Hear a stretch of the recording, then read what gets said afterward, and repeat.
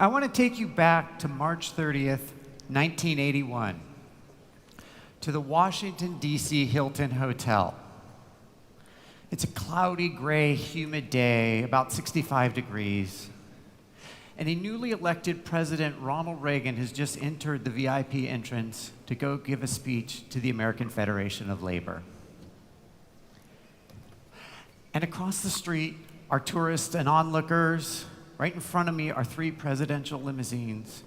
12 feet over there is the press line with videographers, newspaper reporters, and so forth.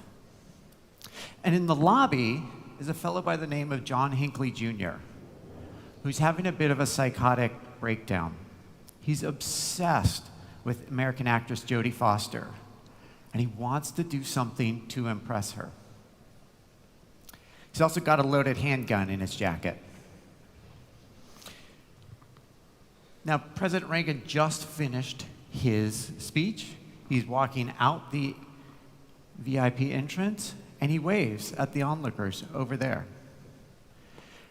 And here's a photo of that exact moment. He's waving across the street.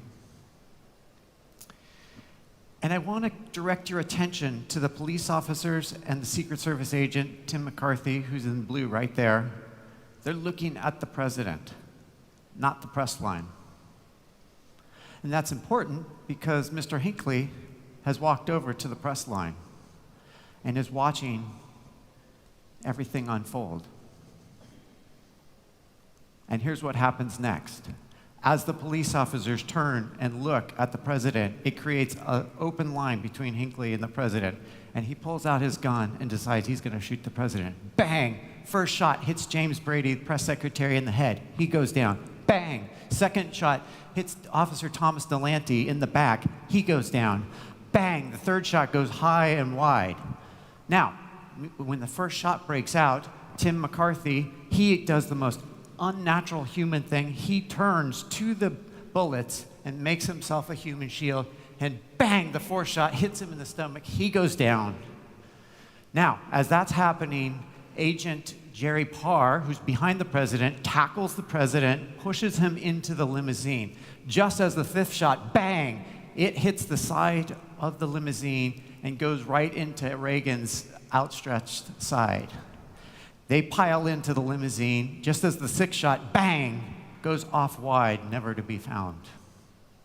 They take Reagan off to the hospital. He survives. Everybody survives that day.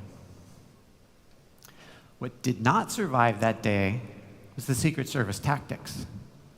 They had to answer some uncomfortable questions, like how could a random person with a loaded gun get so close to the president? How could the police officers look at the president instead of where potential threats were? And why was nobody wearing a bulletproof vest? They certainly had them. So the Secret Service went and they created a new set of methodologies for protecting presidents and dignitaries. And so the first thing they did is they've created layers of defense. And that first layer is intelligence. How can they use data and analytics to avoid risk days, months, and weeks in advance? How can we use intelligence to prevent risk from it ever occurring? The next layer is tools. How can we use physical tools, cyber tools, to prevent risk when the president is traveling, wherever the president is? And that's everything from access control to bulletproof vests to armored cars, Air Force One, etc. And the last and most important area is the people. The people are the most trained, the most capable, they're the most expensive, and they can deal with unexpected situations. And so, as we think about protecting presidents, this methodology works really well. And I would argue this is a great methodology for protecting our supply chains. And in fact, I just wrote a book about this, well, at least part of that. And so you can read a lot about it. But I want to talk about the people part. in particular today. The theme of this conference is Make Tech Work. I would argue people make tech work. We make tech work. And you'll see that a little bit more. But how do we train that? How do we train people? I can tell you how we don't train people. Learning management systems. And how do I know this? I know this because all of us take a cybersecurity training every year. And despite that, somehow we manage to keep clicking on the link to put ransomware on our computers. So clearly something's not working. And because I'm that person, I took some of these screenshots, and you can see of what they tell us. It says phishing is social engineering. Phishing is harmful. It can put viruses on your machine. There are different types of phishing. Be aware. What does that even mean? I have no idea what any of that means. That does not tell me anything I need to know to protect me. However, I can teach you everything you need to know about to be preventing from getting phished with one question. Well, maybe not everything, but with one question, I can teach you a lot about phishing. My question to you is, how would you phish me?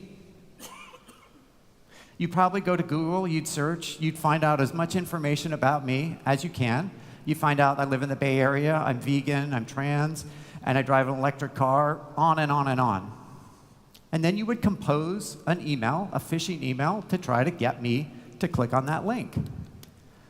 Not only that, now you could probably use ChatGPT to create that email, which hackers are doing now. And so, and by the way, I encourage you, try to phish me. It's a good exercise. But you can learn more about phishing by doing it than some silly system. And to go even further, how do we learn? That's the question I ask. So learning must be 5 things. It must be personal, it must have reflective time, it must be generative, it must be failure-driven, and it must be social. We learn through social interactions. That's one of the many reasons why this conference is so great. There's so many social interactions, and I witness everybody. I'm learning, everybody's learning. It's social. Failure-driven. Fail fast, right? Everybody fails fast here.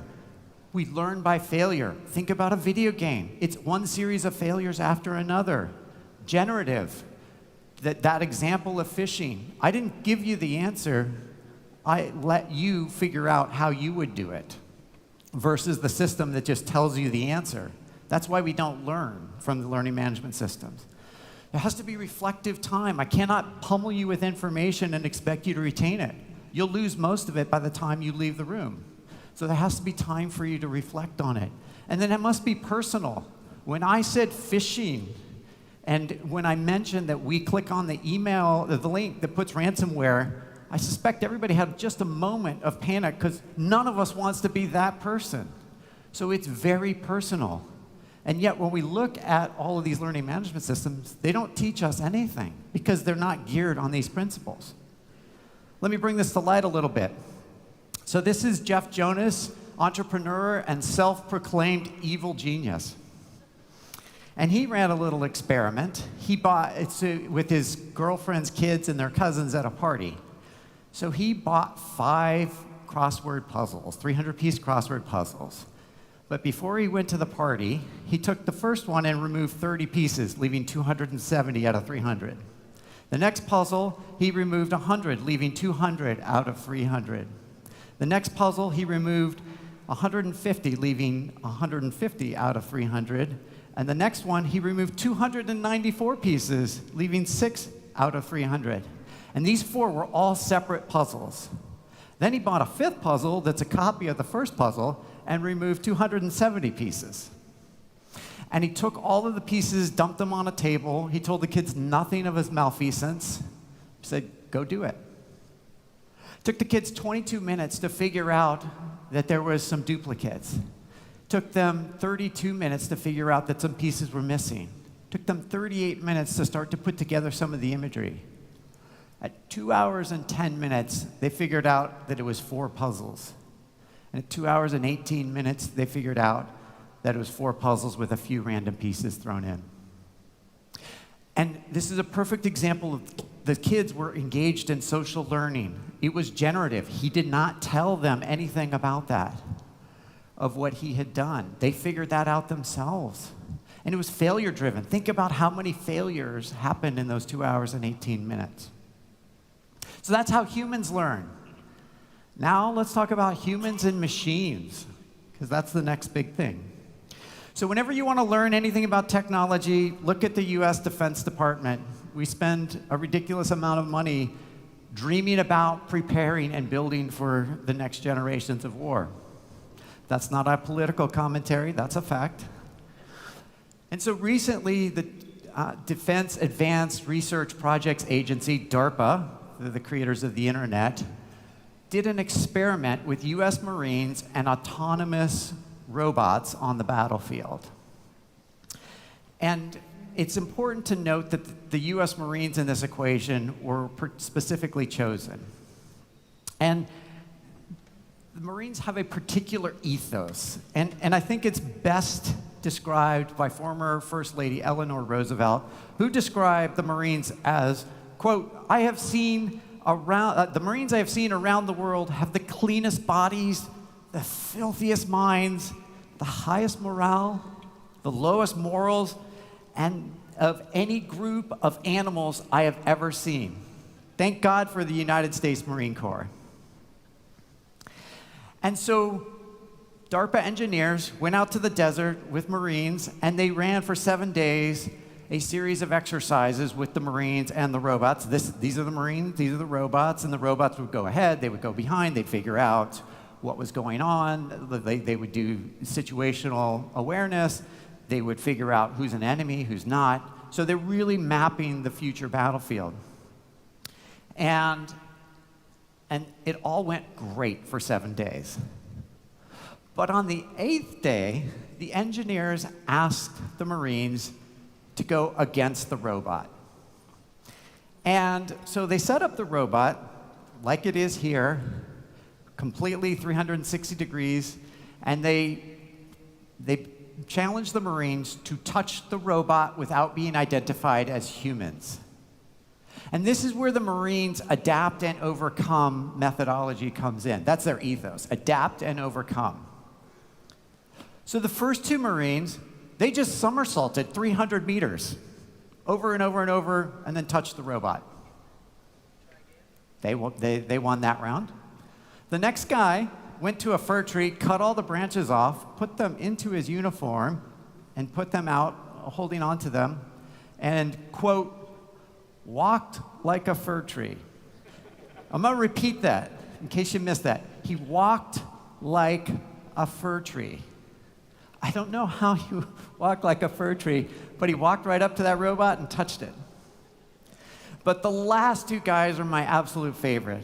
They picked up cardboard boxes, put them over their heads like a Bugs Bunny cartoon, and they just walked right up towards the robot. And they're mic'd up, there's cameras on them, there's mics, and these 2 really buff, burly Marines, they're giggling. They're just giggling because they're so pleased with themselves. And of course, they walk up to the robot and they touch it.